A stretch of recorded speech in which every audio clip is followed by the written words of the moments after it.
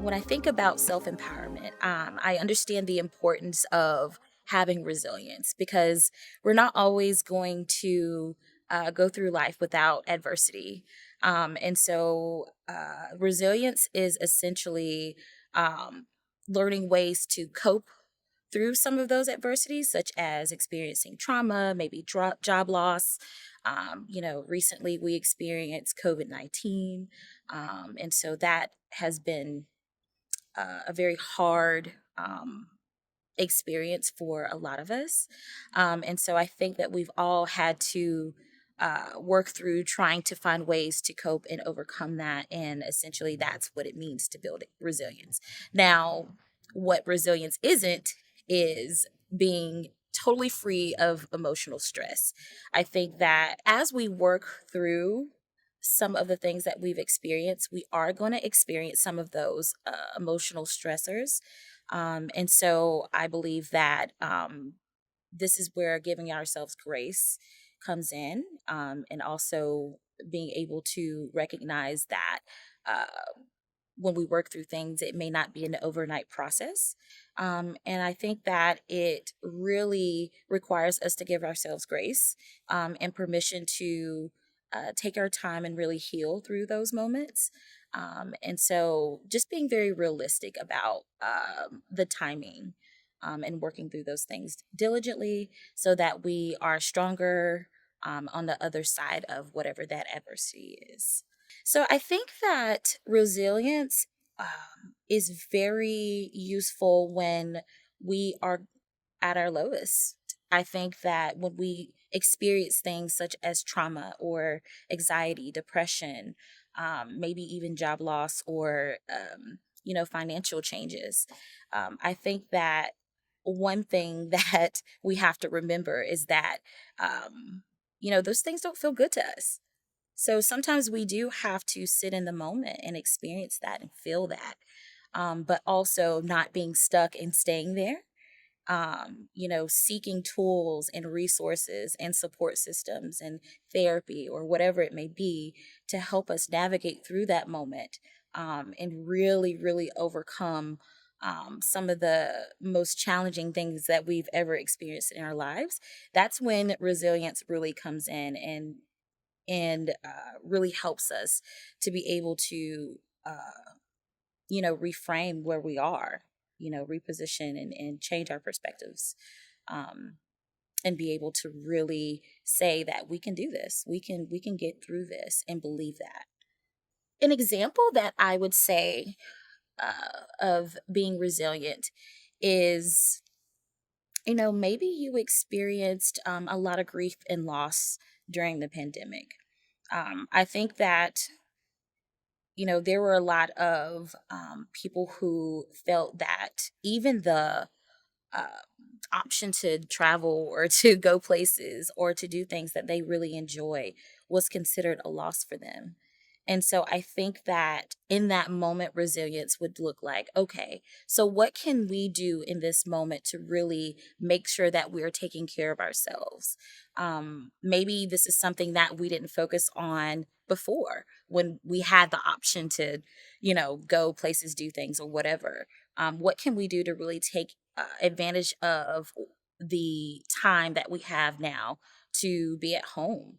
What can we do now to focus on our health? And that could look like seeking therapy. That could be, really being more introspective about what our needs are. That may be working on communication. And so I think that really changing the perspective of instead of being trapped at home in these four walls, but changing it as an opportunity to really take a pause and sit down and really focus on what my needs are right now. How can I be more healthy? And what that would look like post pandemic. How can I transition that outside of where we are now? That's resilience. We're utilizing a not so great situation, but we're changing that as an opportunity to really focus on things that we need in the moment, so that once we're out of that space, that we're stronger, we're healthier, we're able to kind of take on the world after that. And so that would be an example of resilience, in my opinion. I think that when we set goals for ourselves, we have to be realistic about some of the roadblocks that we may potentially run into. Um, we're not perfect. And I think some of the situations that we're in are not perfect. And so I think really being able to use that resilience to overcome some of those roadblocks are going to be very important. But also remembering to um, give yourself grace in that moment, because it may not be a situation you want to be in right now, but it is an opportunity for us to learn where we are in that moment, so that it gives us more information about where we want to be. I've always been an advocate of, you have to know where you are to get to where you're going. And so I think that when we bring resilience with us, sometimes we are in a stopping space. And really and truly, instead of saying, I don't want to be here, changing that to, well, why am I here? What can I do while I'm here? What can I learn about myself while I'm in this space? That's resilience. That's resilience. And being stronger on the other side of that, because you took that moment to take advantage of that pause. So I believe that everyone has the capability of building resilience. I believe that there's different moments in our life that require us to activate that resilience, but I do feel like we are all fully capable, depending on what your life experiences brings you. And so I think it's important to know that you are fully capable of building resilience, no matter where you are in your life. Sometimes it just takes steps towards that, and maybe even tools. And so we will be learning that today on how to build resilience. And then hopefully you can apply that to your own life, so that you feel more confident moving forward with whatever you want to do or whatever you want to take on in your life. So, no matter where you are in life, you are fully capable of building resilience, no matter where you are in life. So, if you're looking for a way to begin building resilience, I think that really looking at what you tell yourself, what is the narrative?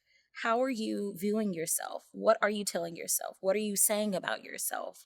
I believe that when we start changing our perspectives and our views about certain things, I think that helps reframe our current situation, and using resilience to overcome that is very important. And so now that we've discussed building confidence and building resilience, now we are going to discuss setting goals.